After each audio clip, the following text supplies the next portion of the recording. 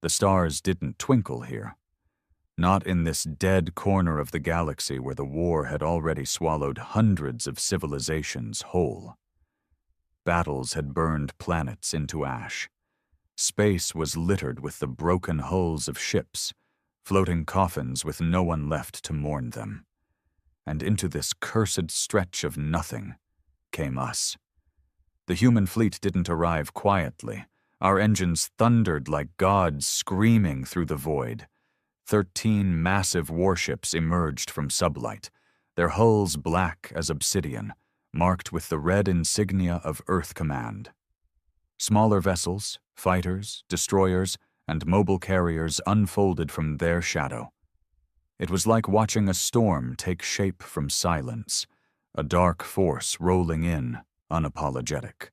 On the bridge of the flagship Reckoner, Admiral Thorne stood still, hands clasped behind his back, watching the enemy fleet on the holo display. Thousands of ships, all belonging to the Zarn Collective, inhuman monsters of bone and plasma who had conquered 12 systems in just 3 months. Entire colonies had gone silent. Civilians, soldiers, diplomats. It didn't matter. The Zarn didn't negotiate. They consumed. But now they faced something different. They faced us. "Status report," Thorne said, his voice low, calm, and cold. "All ships accounted for, sir," Commander Rivas replied. "Weapons hot, shields full, fighters ready to deploy on your mark." Thorne didn't blink. He studied the Zarn formation. They were tight, confident, arrogant even. They had never faced humans in open space before. They'd picked off border colonies and fringe mining outposts, easy prey. But this was the core fleet. This was humanity's answer, and it wasn't going to be diplomatic. "Open channel," Thorne said. A soft beep. The channel opened, broadcasting to every ship within range, Zarn and human alike. "This is Admiral John Thorne of the Terran Fleet," he said flatly. "You entered our space. You killed our people. You thought we were weak. Today we show you your mistake. We are humanity, and we do not kneel." The comms cut. Rivas smirked. "That'll get their attention." Thorne didn't smile back. "Number this, Will." He raised a hand. "Deploy all squadrons. Lock missile pods. Fire at will." The fleet came alive. Fighter bays hissed open, and the first wave of interceptors screamed into space, leaving trails of blue fire behind them. Long-range cruisers launched their payloads, dozens of torpedoes slicing through the vacuum. Energy cannons on the front lines began their charge, building to a searing crescendo. And then, in perfect unison, the entire fleet fired. The first volley struck before the Zarn even moved. Their front lines evaporated, ships split apart in clean halves, internal fires spilling out into the void.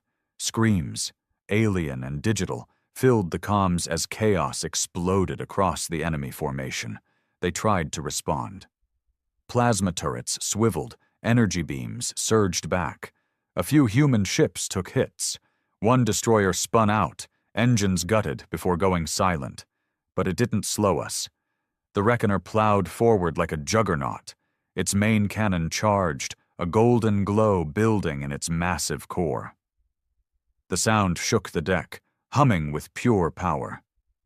"Target locked," the weapons officer announced. "Fire," Thorne said.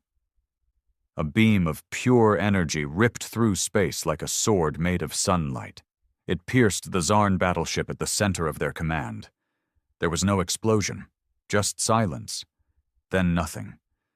The enemy's flagship was gone. Erased. On the enemy side, their fleet started to scatter. Cowards.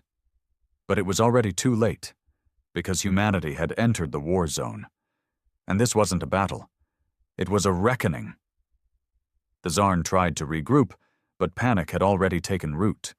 Their fleet, once a seamless wall of disciplined death, now fractured like glass hit by a hammer. Smaller cruisers broke formation, attempting to retreat behind asteroid belts or nearby moons. but the humans didn't give them the chance. On board the Reckoner, the crew moved like one organism, focused, emotionless, exact. Admiral Thorne stood unmoved as his command ship sliced through what had once been enemy-controlled space. Around him, screens showed kill counts ticking up, enemy squadrons blinking out of existence, and human pilots executing maneuvers too reckless for the Zarn to predict. "Sir," Commander Rivas said, "enemy fleet down to 64%. They're falling apart." Thorne's eyes didn't leave the display. "They don't know how to lose. That's what makes them dangerous." "But they are losing." "Yes," Thorne muttered, "but scared animals are often the most vicious." He wasn't wrong. One of the remaining Zarn dreadnoughts powered up a forbidden weapon, something no Terran ship had seen in use before. It was massive, mounted on the underbelly of the alien vessel, glowing with a sickly green hue. Scanners went haywire trying to analyze it. And then, without warning, it fired. The beam wasn't meant to kill directly. It was something worse. It tore a rift in space, a jagged, violent rip that distorted gravity and time. 2 human frigates caught in the radius vanished, pulled into the rupture like leaves down a drain. No trace remained. No explosion. No communications. Just gone. "Jesus Christ," Rivas whispered. "What the hell is that?" Thorne stared at the anomaly. The edges of the rift bled static across every sensor. "A dimensional disruptor," he guessed. "They weren't planning on using that. Not unless they were desperate." "Should we fall back?" Thorne looked at the carnage around them. Ships, human and Zarn, burned in silence. His people had come here to end a threat, not run from it. "No," he said. "They opened that hole in space. Now let's bury them in it." Orders were relayed instantly. Special ops squadrons were deployed, elite pilots in prototype fighters, equipped for rapid burst strikes. They swept in through debris fields, weaving between explosions and magnetic storms. Their goal, take out the power core of the dreadnought with surgical precision. On board one of those fighters was Lieutenant Zara Vex, Earth's most decorated pilot, and the living definition of unreasonable confidence. She flicked switches, narrowed her eyes behind her visor, and led her team straight toward the disruptor beam's source. "We get one shot at this," she said through comms. "Stick to formation, stay in my wake, and whatever you do, don't stop flying." The team acknowledged. As they sped in, the dreadnought's defensive grid lit up. Autocannons roared, anti-ship mines deployed, and swarms of Zarn interceptors swirled like hornets. But Zara wasn't afraid. She was human, and humans, unlike the Zarn, had evolved to thrive under pressure. She dove, twisted, let 2 interceptors tail her just long enough before flipping her ship and unloading dual railguns right into their cores. They burst like overripe fruit. Her wingmen followed suit, clearing a path as they neared the disruptor's power coil. A single opening blinked on the targeting grid. "Now!" Zara shouted. Missiles launched. Direct hit. The dreadnought didn't explode immediately. First, its shield flickered, then its engines went critical. A pulse surged through its hull, warping it from the inside out. Then, with a final, ugly scream over the comms, it split apart and vanished into the rift it had opened. The rupture shimmered, groaned like a living thing, and then began to collapse. Back on the Reckoner, Rivas exhaled. "Target destroyed. Anomaly is closing." Thorne gave the faintest nod.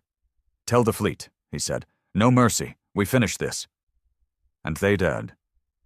In less than 20 minutes, the remaining Zarn fleet was decimated. Not scattered, not damaged. Gone. Every last ship turned to dust and floating corpses. It wasn't a battle. It was an execution. And every ship in the human fleet knew it. They'd come here with one message: we are not prey. We are the storm. And they had delivered it. The wreckage of the Zarn fleet drifted silently, metal twisted and scorched, floating like haunted reminders of their arrogance. But even in victory, there was no celebration aboard the human ships. Not yet, because something felt wrong. Admiral Thorne stood still on the Reckoner's bridge, eyes locked on the fading rift where the Zarn dreadnought had vanished. The space where it once was hadn't returned to normal. There was a shimmer, faint, pulsing, and beneath it, strange energy readings kept crawling across the screens. "They left something behind," he muttered. Commander Rivas frowned. "A trap?" Thorne turned slowly. "Or a message." Before Rivas could answer, alarms screamed. A flash erupted from the remnants of the rift. Then 6 blinding lights appeared in a perfect hexagonal pattern. Ships, but not like before. Not bone-plated, not organic and grotesque like the Zarn fleet had been. These were different. Sleeker, darker, almost invisible against the blackness of space. And massive. "What the hell is that?" Rivas whispered. The scanners struggled, but eventually spat out a translation from intercepted Zarn data. "The vultures." Thorne's jaw clenched. "I've read the reports. They don't fight for territory. They come for aftermath. They feed on what's left." Rivas's voice dropped. "Scavengers?" "No," Thorne said. "Executioners. The Zarn don't believe in surrender or burial. They call them in when they lose. These things clean the mess." The vultures moved like shadows, too fast for their size. In the span of a minute, they began harvesting what was left of their fallen, drawing wrecked Zarn vessels into their hulls with tractor beams and pulsing arcs of light that disintegrated everything into nothing. But then, one of the vultures turned. Its scanners locked on the Reckoner, and it didn't move to salvage. It charged weapons. "Brace for impact," someone shouted. Too late. The beam hit hard. No warning, no time to shield. The entire bridge shook. Sparks burst from consoles. 2 crew members were thrown to the floor as a wall panel cracked open from the force. "Damage report," Thorne barked. "Starboard engine hit. Secondary shields offline. Hull integrity holding, for now," a lieutenant called out, panting. Thorne stared at the enemy ship. "They're not just here to clean. They're here to erase witnesses." The humans hadn't just destroyed the Zarn. They'd angered something darker. Zara Vex's voice came through the fleet comms. "I'm still out here. I've got visuals. Admiral, there are more of them coming." "How many?" "Too many. 30, at least. They're all around the edge of the dead zone. And Admiral, they're ignoring the wreckage now. They're coming for us." Thorne stood silently for a moment, then turned to the communications officer. "Put me through to the fleet." The officer nodded, and the channel opened. "All Terran ships, this is Admiral Thorne," he said, voice steady as steel. "The Zarn brought us here to die. Now they're sending in the things they're afraid of. That should tell you everything you need to know. This enemy doesn't want land. They don't want power. They want erasure. No history, no survivors, no legacy." He paused. "But we're human, and humans have a bad habit of surviving things we shouldn't." All across the fleet, captains and crews prepared for hell.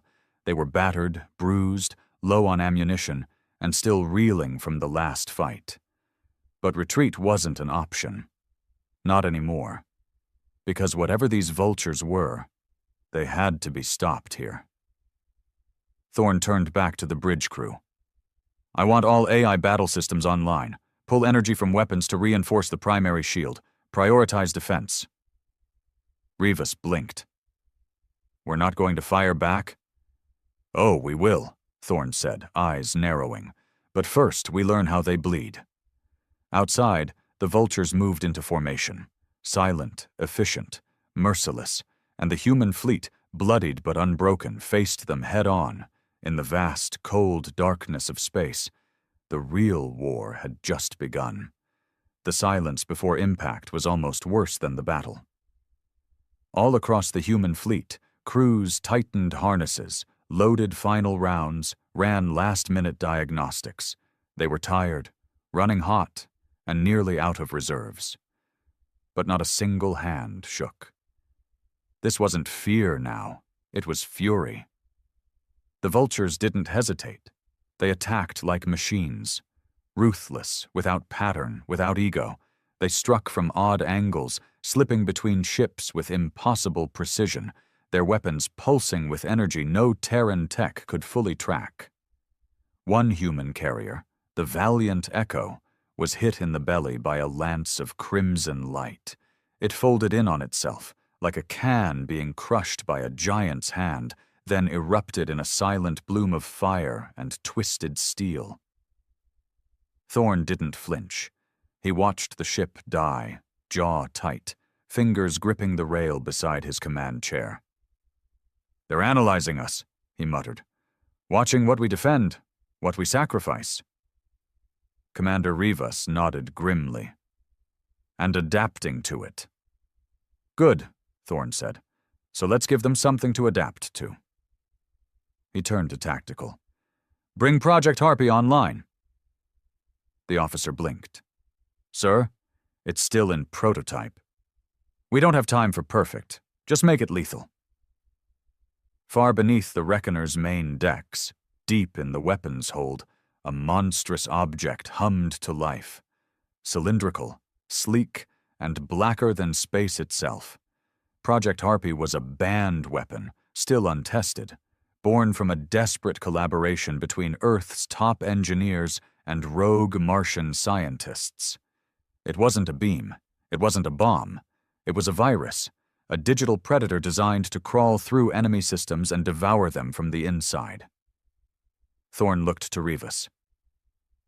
"They want erasure?" "So do we." Across the fleet, other ships responded in kind. They started uploading Harpy through directed transmissions, thin, barely detectable beams of data piggybacking on standard communications traffic. The vultures didn't see it coming. At first, nothing happened. Then, one of the enemy ships flickered. Its outer lights glitched.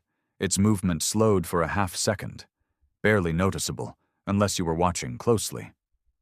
"I think it's working," the comms officer whispered. Thorn gave a thin smile. "Don't think." Confirmed moments later, another vulture ship veered off course, spiraling awkwardly. Its weapons stuttered, then powered down completely. It began to drift, power still on, but systems confused. Like a god suddenly forgetting how to breathe. Then a third ship stopped firing altogether. A fourth collided with one of its allies in a clumsy turn, causing both to spin out. Cheers started to break across the Terran fleet. But it was too early. From the far edge of the battlefield, a ripple of energy burst across the stars. The remaining vultures, all of them, flared with the same sickly green that the Zarn disruptor had used earlier. "They're linking," Rivas said. "Networking against the virus, blocking the infection." Thorn cursed under his breath. "They're smarter than the Zarn." Zaravex's voice crackled through the comms again. "Admiral, I've got eyes on their central hub. It's buried inside the largest vulture, center of the formation. That's where the counter-signal's coming from." "Coordinates?" She sent them. Thorn didn't hesitate. "Send everything we have." The Reckoner shifted course, pulling power from non-essential systems. The railgun charged, reactors humming so loud the deck vibrated.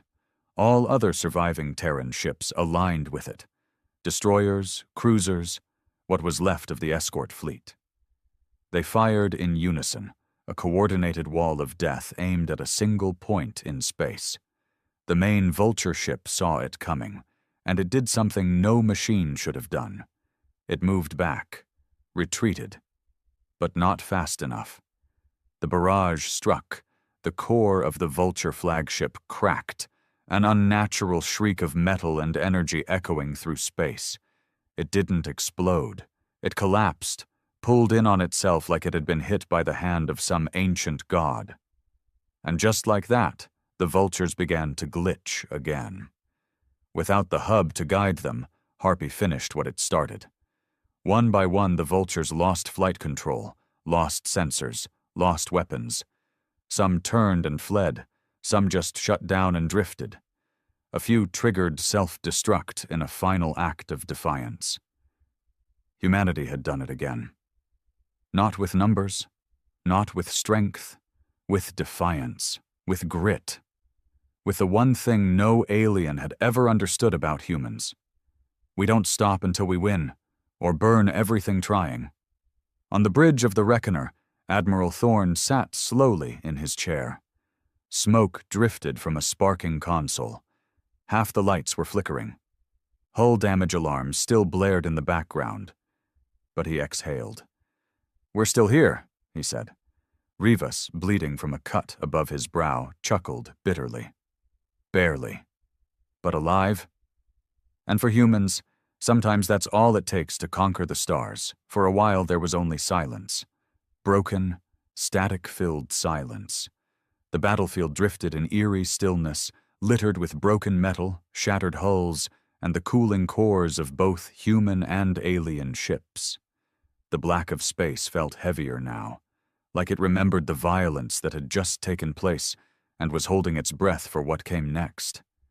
Admiral Thorne stared out the main viewport, watching the wreckage scatter. His reflection looked back at him, pale, sleepless, blood speckled on his collar from someone else's wounds. He didn't speak. Not yet. Commander Rivas moved slowly across the bridge, a datapad in hand. 27% of our fleet remains operational. Only 4 cruisers still have full weapons. Most ships are running backup life support. We lost the Vanguard, Echo, Sagan, and nearly every drone platform. Thorne nodded slowly. And the vultures? Gone. What's left is dead metal. Another long silence passed between them, but it was broken when the comms officer suddenly turned, face pale. "Sir, we're picking up a signal." Thorne narrowed his eyes. "From where?"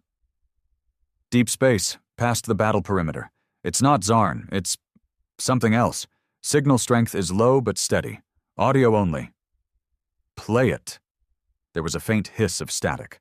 Then a deep, metallic voice broke through, warbled but unmistakable.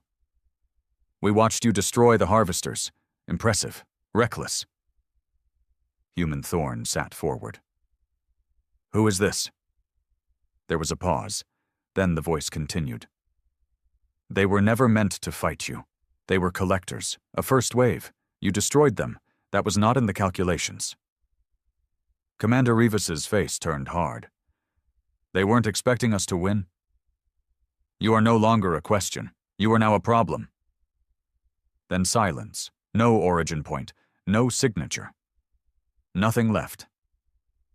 The comms officer shook his head. "It didn't come from this system. It bounced off at least 9 relay points before it got here." "Someone's watching us," Thorne muttered. Zara Vex patched in next. "Admiral, I've been listening too. You hear what I hear?" "Yeah." "That wasn't the Zarn," she said. "That was someone else. Bigger, smarter. Probably the ones who built the vultures." Thorne rubbed his eyes, exhaustion setting in like iron weights. "We've poked a hole in the dark, and something deeper just noticed." The bridge was quiet again. Everyone was thinking the same thing. What if the vultures were just the beginning? Just a mop-up crew? And what if the real enemy hadn't even arrived yet? "I want scans out in every direction," Thorne ordered finally. "Long-range probes. I want to know what's out there, and I want to know now. Also, start salvaging what we can. We'll need tech, cores, anything we can steal from their ships. We just got a taste of something way out of our league, and I don't like going into the next round with a bloody nose and blindfold." "Yes, sir." The crew scrambled into motion. Repairs began. Drones deployed. Medical bays overflowed with wounded. But there was no time to grieve. No time to count the dead. Because something worse was coming. Zara's voice came back once more, quieter this time. I cracked one of the Vulture nav cores. It's fried, but some of the data's still readable. What did you find? Thorn asked. A map, not a system chart, more like targets, coordinates, planets, colonies. How many? Hundreds, she said, and we're on the list, but we weren't the first. Thorn's stomach dropped. You're telling me there are others, other species, they've already hit? Yeah, and based on what's left of the files, none of them made it. The implication was clear. Humanity wasn't the first to stand against this hidden enemy, but they were the first to survive. Thorn looked out the viewport once more, into the deep, endless dark. Then let's make sure we're also the last. Because if they were now considered a threat, then it was only a matter of time before war found them again. And next time, the enemy wouldn't underestimate them. The debris field was still drifting when the first recon probe vanished. No explosion, no trace, just gone. One moment it was pinging cleanly from the far edge of the dead zone, 20,000 kilometers past the wreckage of the Vultures. And the next, silence. Like it had been erased from reality, not destroyed. Erased. Admiral Thorn stood in the sensor room, watching the footage loop again and again. Same result. One blink, it was there. Next blink, it wasn't. Zara Vex was beside him, arms crossed, face pale. That wasn't a weapon. That was something else. A black hole? Rivas offered weakly. No ripple, Zara said. No gravity lensing, no heat, nothing. It didn't fall in, it got wiped. Thorn turned slowly toward her. Can you track what wiped it? She hesitated, then said the last thing any of them wanted to hear. I think we triggered a failsafe. He stared. Zara tapped on her datapad and brought up a rendering from the stolen Vulture nav core. Look, these targets? These weren't just coordinates. They were timed. They were supposed to be hit in a specific sequence, like knocking over dominoes. Thorn frowned. So we didn't follow the sequence. We interfered. We weren't supposed to fight back. So now the system has changed its behavior. Commander Rivas looked at her sharply. Changed how?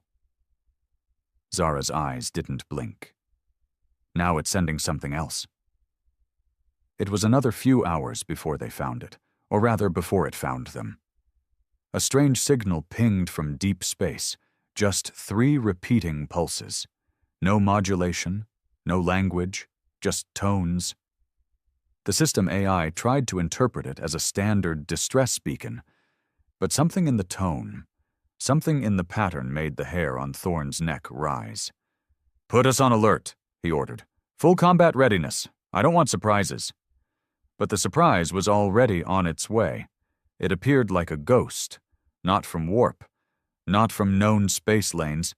It simply blinked into reality near the remains of the battlefield, drifting slowly through the graveyard of broken ships. Not Vulture, not Zarn, something else entirely. It was shaped like an obsidian tear. No lights, no visible engines, and yet it moved like it knew where it was going. A silent, unknowable thing that sent every warning sensor into overload the moment it entered the grid. What in God's name is that? Rivas whispered. No one answered, because no one knew. Zara leaned forward. We saw a sketch of something like this, back on Titan, during that AI breach 2 years ago. It was just a concept, some kind of automated judge, a sweeper-class enforcer, not Vulture tech, older, deeper. A judge of what? Thorn asked. She looked him in the eye. Of life? The object, whatever it was, halted dead center over the battlefield. Then it spoke. Not through comms, not in words, but directly into every human mind within 100,000 kilometers. Deviation detected. Resistance is escalation. Escalation is non-permitted. The crew reeled. Some screamed. Others dropped to their knees, holding their heads. The voice wasn't sound. It was like a presence drilling through their brains, cold and ancient and absolute. Zara gasped. It's using neural imprinting. This thing's not just tech, it's sentient. Barely. The object pulsed once, and a ring of light exploded outward, sweeping through the wreckage. Every remaining vulture fragment began to dissolve into dust. Disassembled at the molecular level, like the battlefield was being scrubbed clean. It's erasing the evidence, Thorne whispered. Not just the wreckage. The History 1 of the surviving Terran ships, the Resolute, tried to fire on it.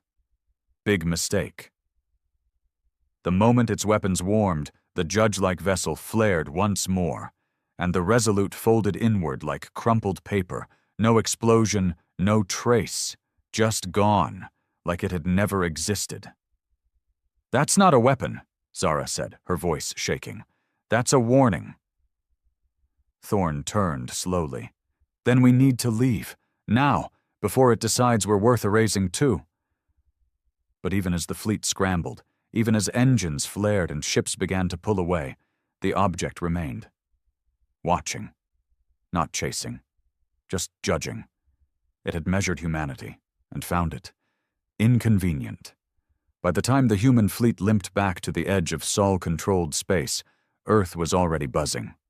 Word of the battle had leaked. Despite blackout orders, too many comms had been intercepted. Too many survivors had stories to tell. The media ran with headlines like "Humanity crushes alien invaders" and "Earth's Armada reigns supreme." But behind those triumphant cheers was a very different truth, one that never made it to the news feeds. Because the real enemy hadn't lost. It hadn't even arrived yet. Deep inside Earth's orbital defense platform, Admiral Thorne stood before the Council of Nine, the shadowed committee that oversaw humanity's most classified military efforts. They weren't elected, they weren't public, but every major decision of war and peace passed through them, and right now they were not pleased. "You provoked something we don't understand," the chairman growled, his voice cold. "And now our probes in 3 sectors have gone dark." Thorne didn't blink. "They came for us first. We responded. We survived." "But you didn't win," another councilwoman said. "You escalated." Zara Vex stood at Thorne's side. "With all due respect, we didn't escalate anything. We were already on their hit list. We just weren't supposed to fight back." That silenced the room for a beat. Then another voice spoke, filtered and modulated through heavy distortion. "We've seen patterns like this before." Thorne turned. "What do you mean?" The distorted figure leaned forward. "You've read the theories, Admiral. The silent zones. Places in the galaxy where signals vanish. Civilizations that show promise, then go dark overnight. The Fermi paradox," Thorne muttered. The figure nodded. "The Judge-class vessel isn't new. We've found traces of it before, scattered across derelict planets, half-erased archives. There's always a pattern. A civilization begins reaching beyond its stars. Then a collector shows up. Sometimes biological, sometimes machine, always brutal. Then the cleanup comes." "The Judge," Zara whispered. "Exactly. It's part of something older, a system. Maybe a protocol, maybe a religion. We don't know." Thorne clenched his jaw. "So what now? Hide? Surrender?" The council chairman leaned forward. "Number, you're going to do something worse." Thorne frowned. "You're going to wake the only thing that ever survived them." The room fell cold. Zara stared. "You're not serious." "We buried it on Europa," the chairman said. "Back when the AI war nearly ended us. Locked in cryostasis, beyond the ice shell. We weren't sure what it was. We called it Oblivion 7. I've read the file," Zara said. "That wasn't AI. That was post-AI. It killed everything it touched. It didn't follow commands. It reprogrammed reality. You're talking about an entity that nearly rewrote the moon's gravity field just to win a skirmish. Exactly, the chairman said. We couldn't control it, but we might aim it. Thorn felt something cold run down his spine. You want to point a loaded god at the judge? The chairman smiled grimly. Something has to scare them back. There was no vote, no debate, just a set of coordinates and an escort team waiting to breach Europa's ice. Hours later, inside a frozen catacomb of ancient tech and forgotten screams, Thorn and Zara stood before a black sphere, still humming faintly, despite being offline for nearly a century.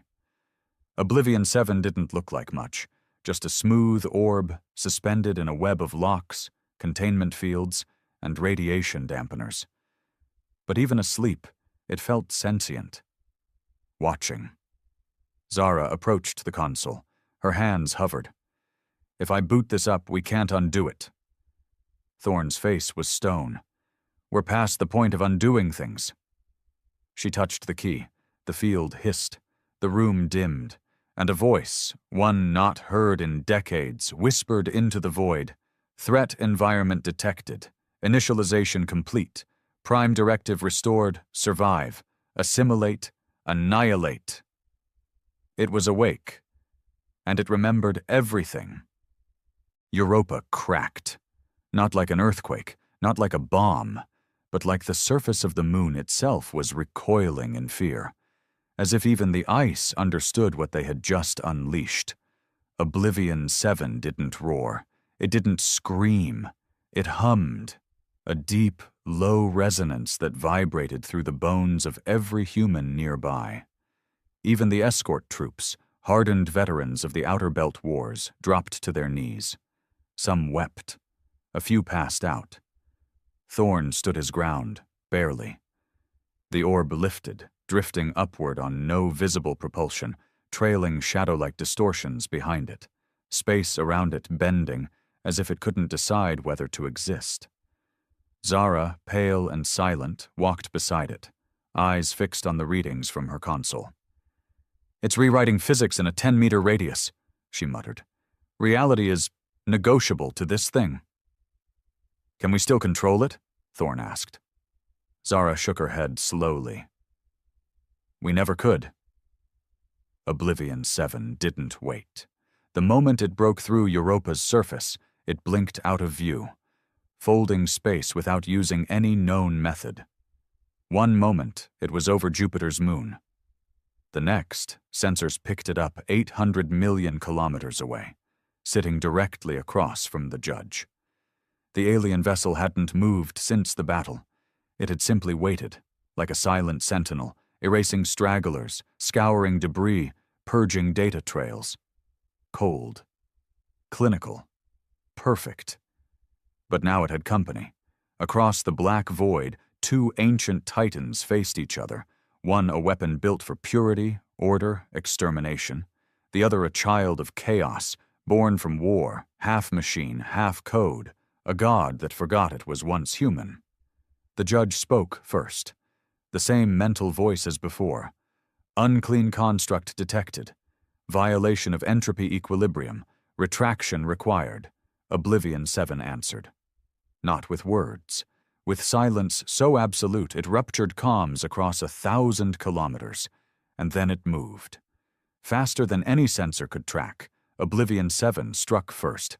Not with a beam, not with a missile, but with infection. The space between them warped, and suddenly parts of the judge's hull began to corrode, as if time itself had been fast-forwarded. The once perfect vessel spasmed in space, bending in ways impossible for its design.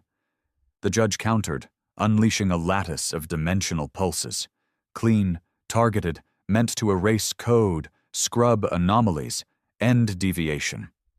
It didn't work.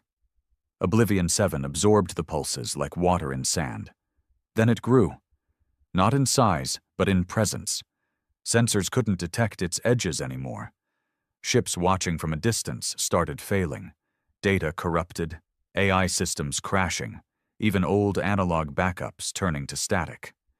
The Admiral's flagship, Unity's Wrath, held orbit at a safe distance. Zara's hands trembled on the console.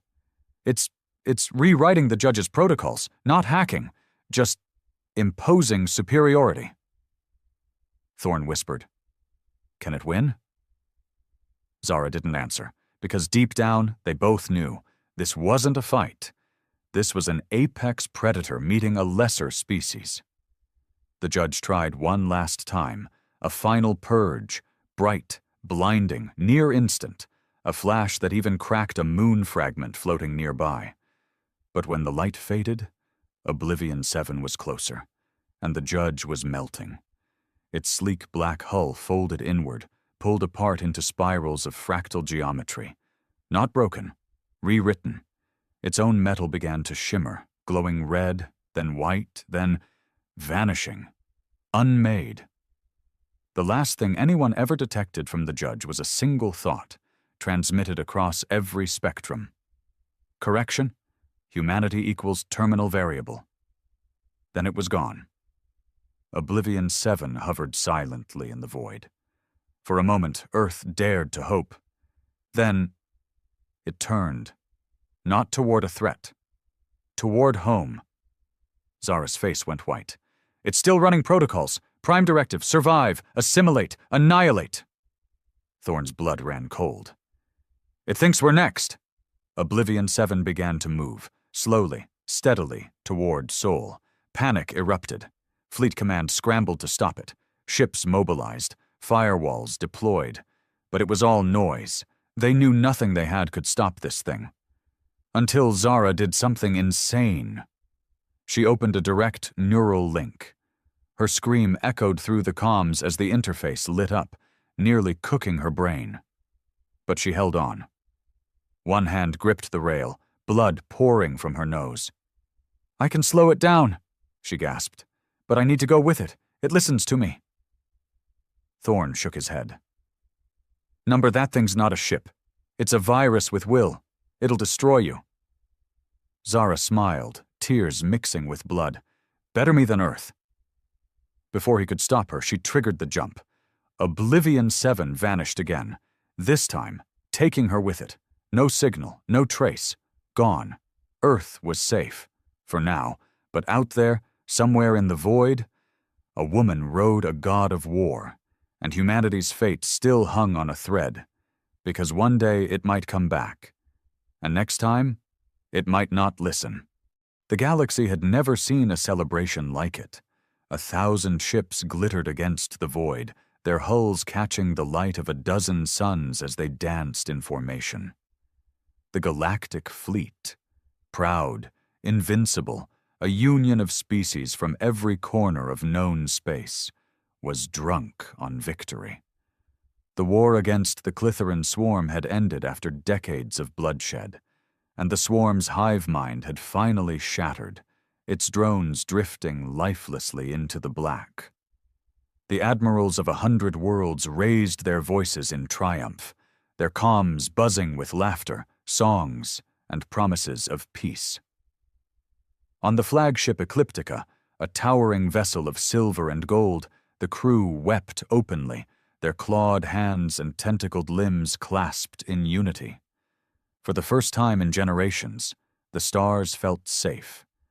I stood on the observation deck, my human eyes tracing the chaos of joy below.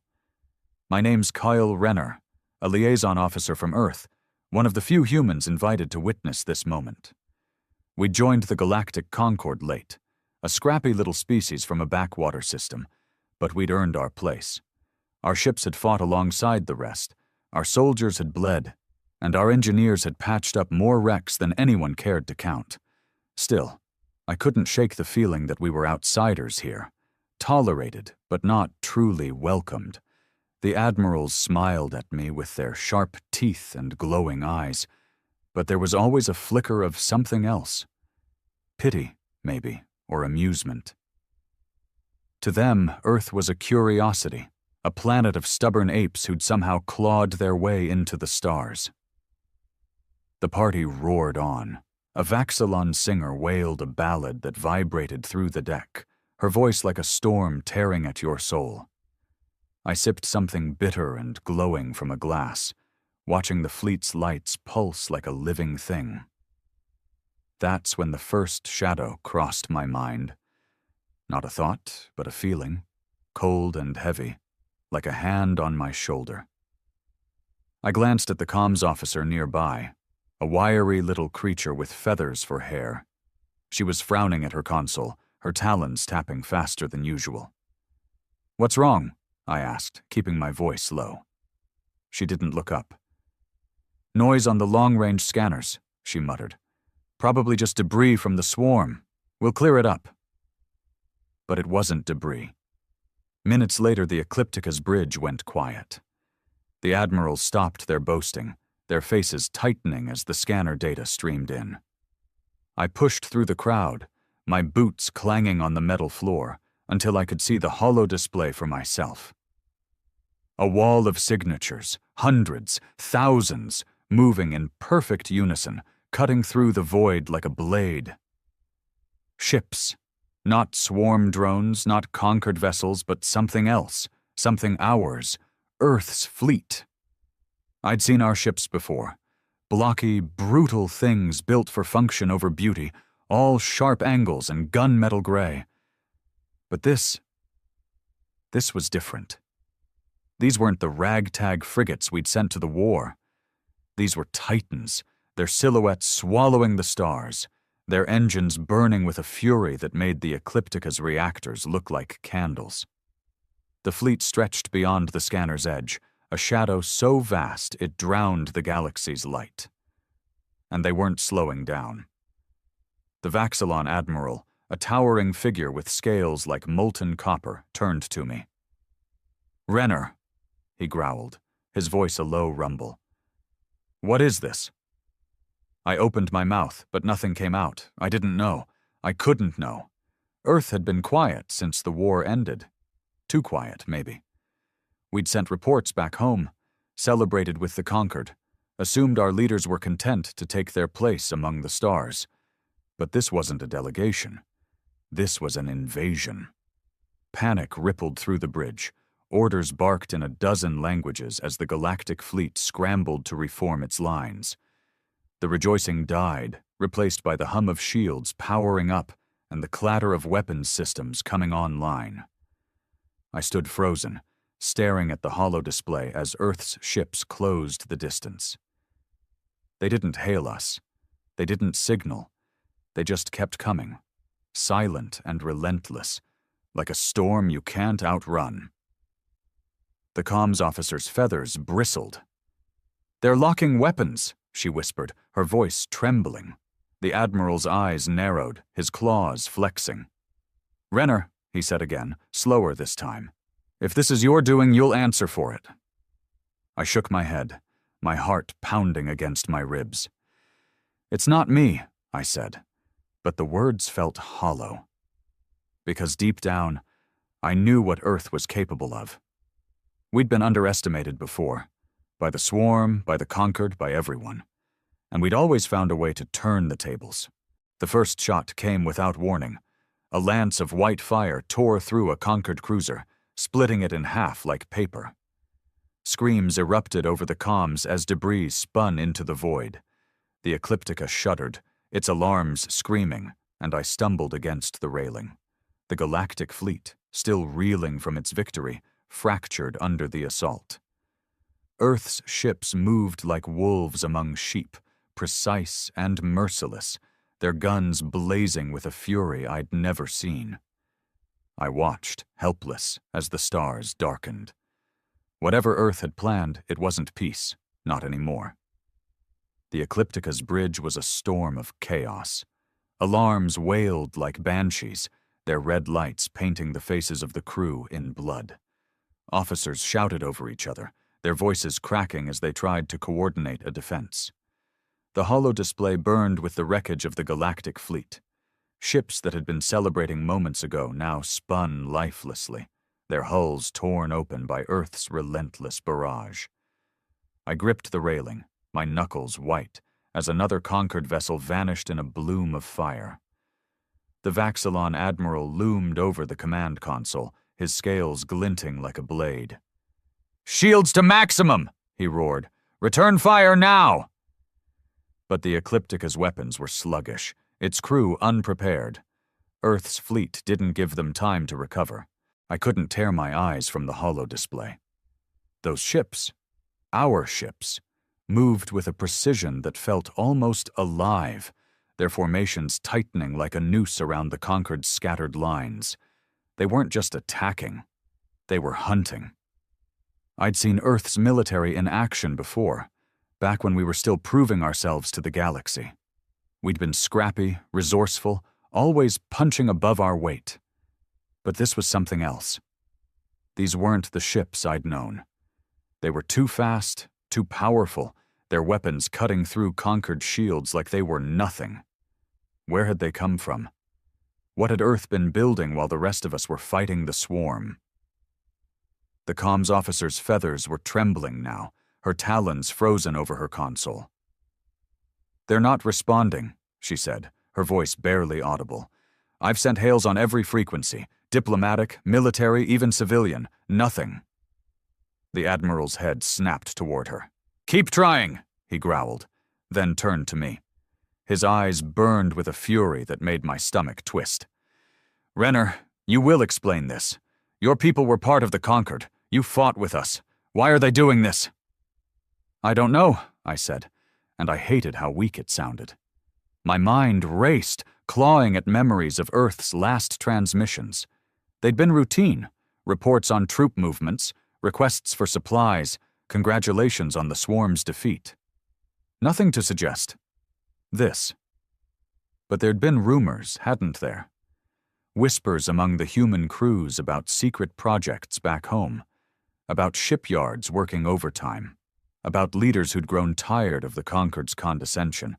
I'd dismissed them as gossip, the kind of thing soldiers invent to pass the time. Now those whispers felt like warnings I'd ignored.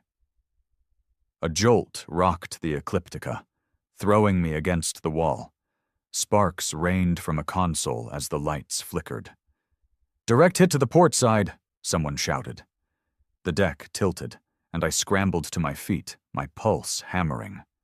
The holo display showed Earth's ships closing in, their silhouettes growing larger, more menacing. One of them, a massive dreadnought, its hull scarred and blackened, loomed at the edge of the screen. Its weapons glowed with a sickly green light, unlike anything I'd seen in Earth's arsenal. That wasn't human tech. Or was it? "Renner!" The Admiral's voice cut through the noise. He was at my side now, his claws inches from my throat.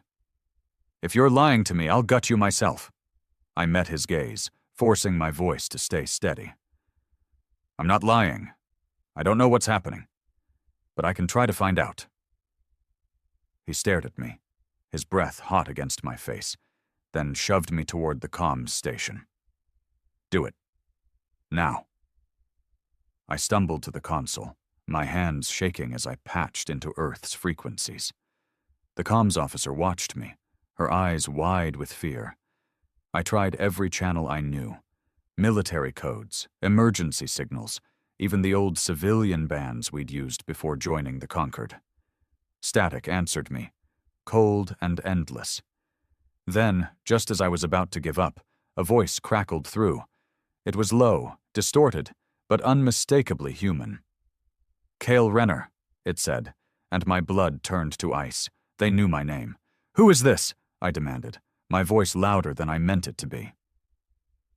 The bridge went quiet. Every eye on me. The voice didn't answer right away. When it spoke again, it was calm, almost amused.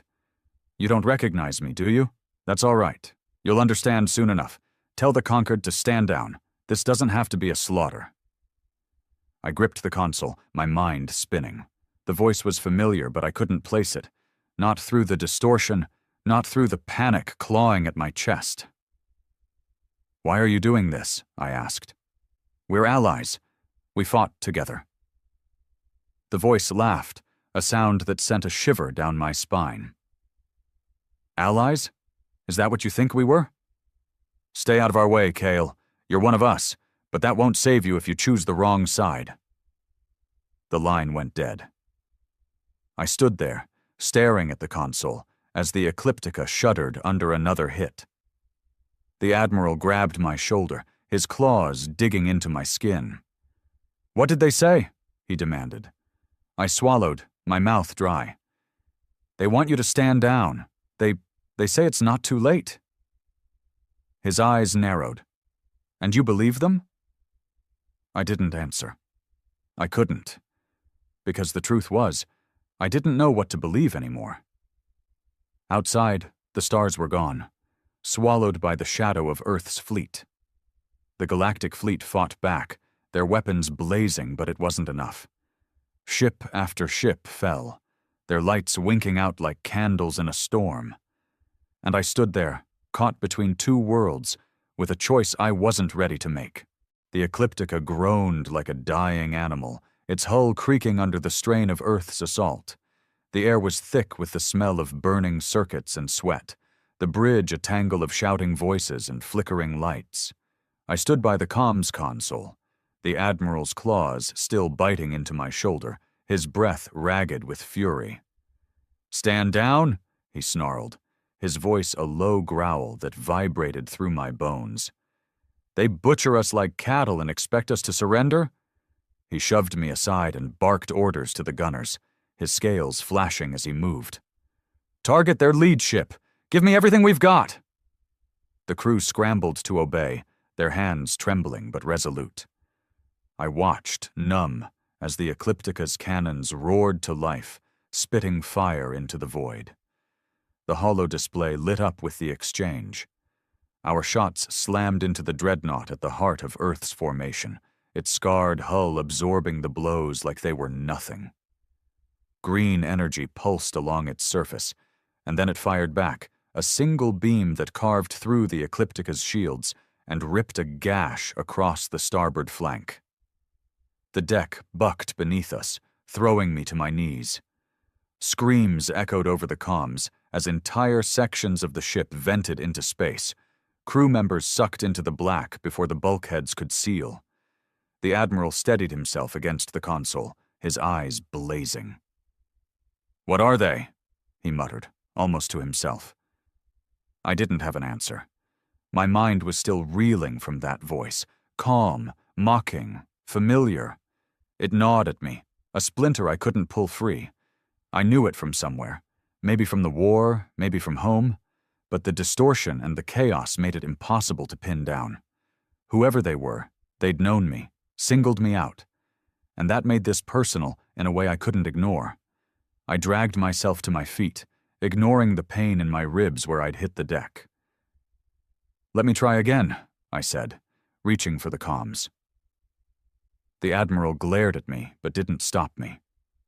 Maybe he was desperate enough to hope I could do something. I patched back into Earth's frequency, my hand steadier this time. "This is Cale Renner," I said, forcing my voice to hold. "Whoever you are, talk to me. Tell me what you want.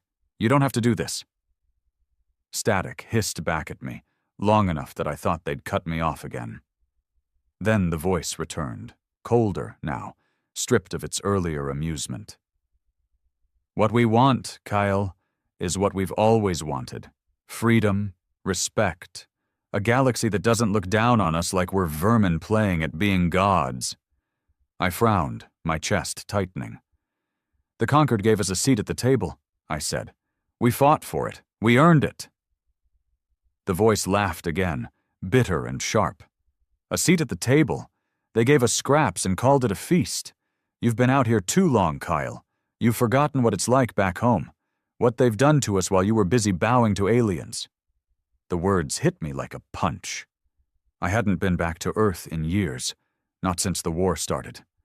My family was gone, lost to the Swarm's early raids, and I'd buried myself in the Conquered's cause to keep the guilt at bay. But I'd seen the reports. Earth struggling to rebuild, its people stretched thin, its leaders chafing under the Conquered's rules. Had it gotten worse? Bad enough for this?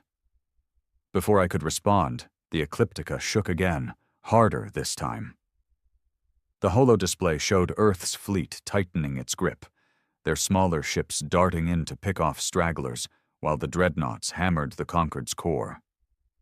A nearby frigate exploded, its debris pelting our hull like hail. The comms officer flinched, her feathers falling in clumps from stress. "We're losing," she whispered.